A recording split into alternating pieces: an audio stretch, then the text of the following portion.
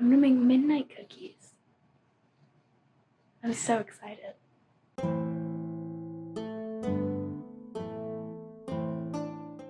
Chryso friends, welcome back to Opus Elenae, where it is approximately 104 degrees outside and I still have to get dressed. That's 40 degrees to the rest of the world. This is the second installation of Soft Apocalypse Summer, where I mix post-apocalyptic and solar punk and hopefully come up with something that both looks and feels cool. Last time I focused on the torso, and today is all about head coverings. I'm bringing in some fantasy vibes rather than sci-fi as I explore the idea of whether Lord of the Rings could count as an apocalyptic setting, which I totally think it could. I mean, at least for the elves. I'm interested to see who agrees with me. Let me know in the comments where you stand on the subject.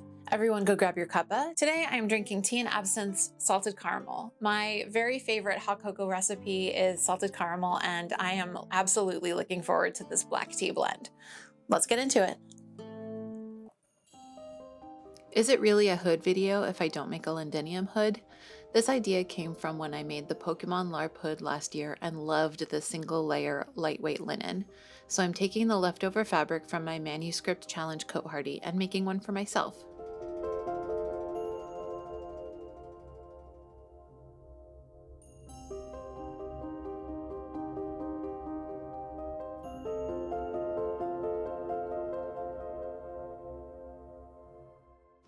I'm leaving off the lyra pipe so I don't have to bother with trying to manage it. I think maybe I'll add a tassel to the point at the end, but I'm not sure what kind yet.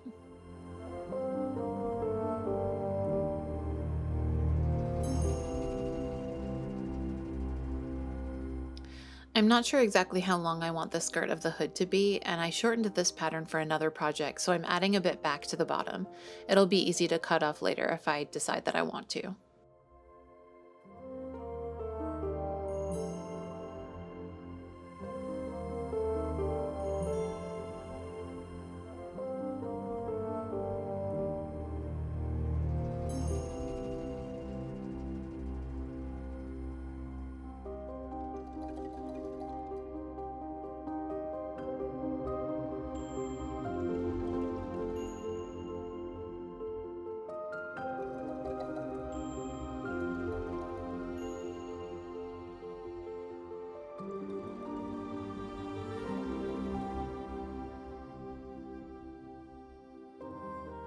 I have to remember to add the same amount of fabric to the gore as I did to the hood before cutting it out.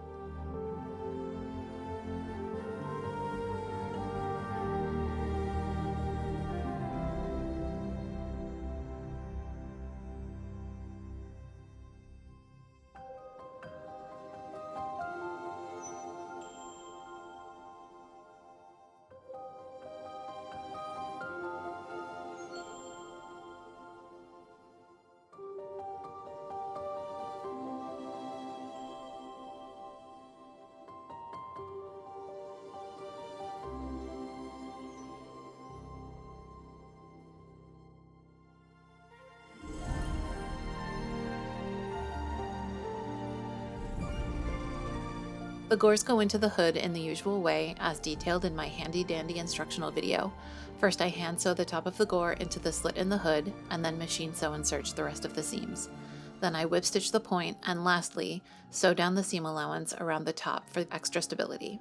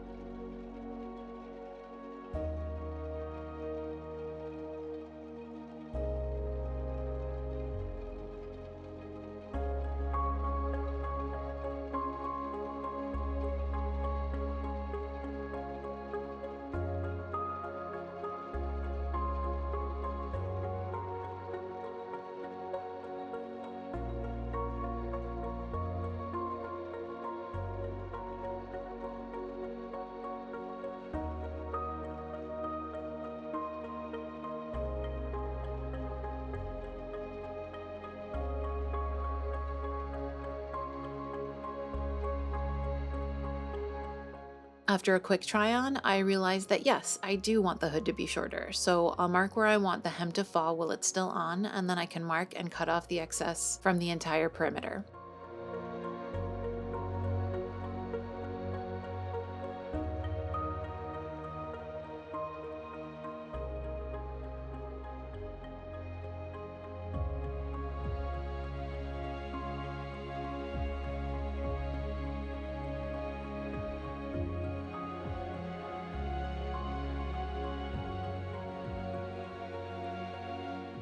I have never once in my life been able to use a rolled hem foot successfully, but I thought I'd give it a go on my featherweight, and I don't know if it was all the practice or that vintage machines are just built different, but it worked like a charm.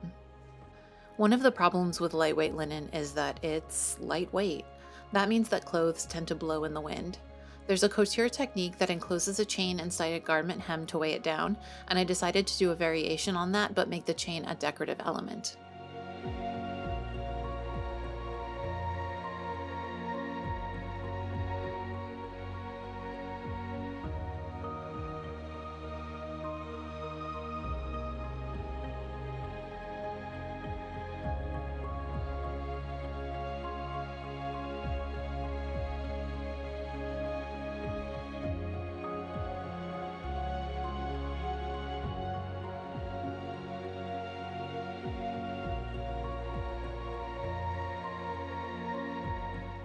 And remember how I said I'd make a tassel? I found one made from chains that match the trim, and it weighs down the point of the hood perfectly.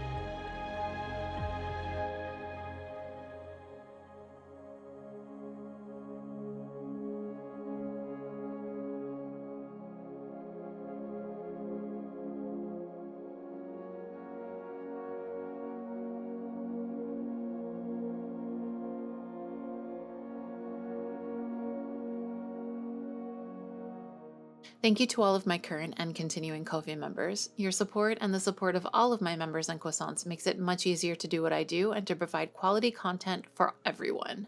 Thank you all so much. Stick around after this brief commercial break to see the second hood.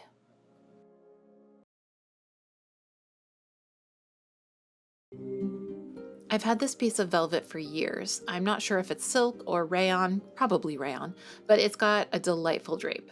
Velvet is basically impossible to draw threads on, so instead I'll tear the edges in order to straighten them.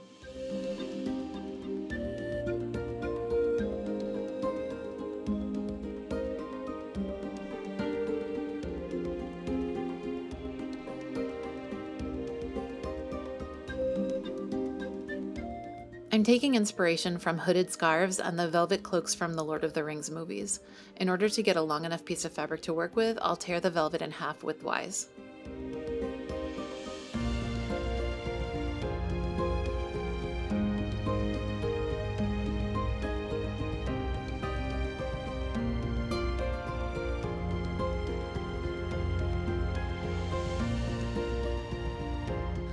Once that's done, I'll sew the pieces together along one short side, making sure that the velvet pile is facing the same way on both. Then I'll sew a few inches along one congruent long side in order to make a hood pocket out of the corner.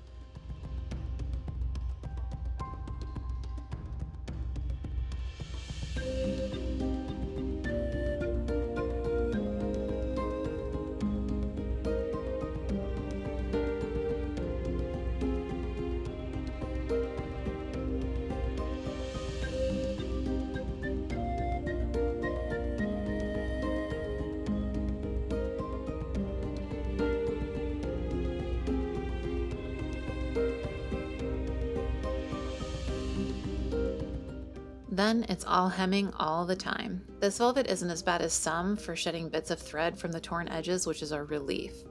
The hem is just a simple double fold secured with a felling stitch that shows through the front as little as possible.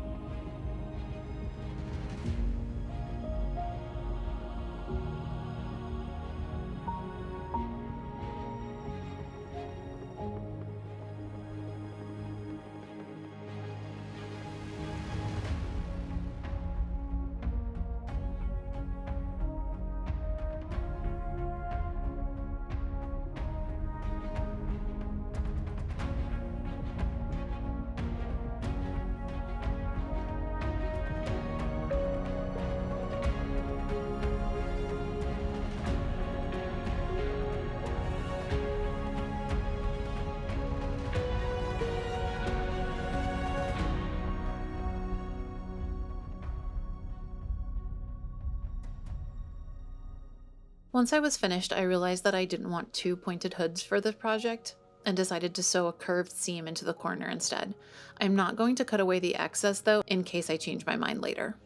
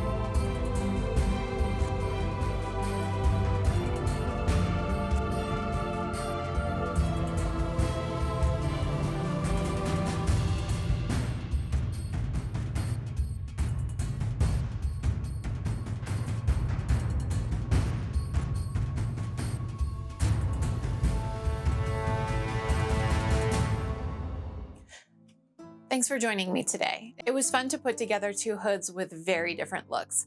I was surprised how much difference even the lightweight linen hood made standing in the full sun. Join me next time for the final installment of Soft Apocalypse Summer, where I'll tackle the leg coverings. And for those of you who are only here for historical content, don't worry, that will be back soon, I promise. If you enjoyed this video, be sure to like and subscribe, and click the bell if you like taking your chances with YouTube notifications. If you want to find me on social media, I am still at Opus Elenae everywhere, but the place you can find me most often is my Discord. If you're interested in sewing, history, or just a wonderfully supportive community, come join us at the link in the description box. Until next time, be kind, do the work, continue supporting marginalized people, and keep creating. Woo!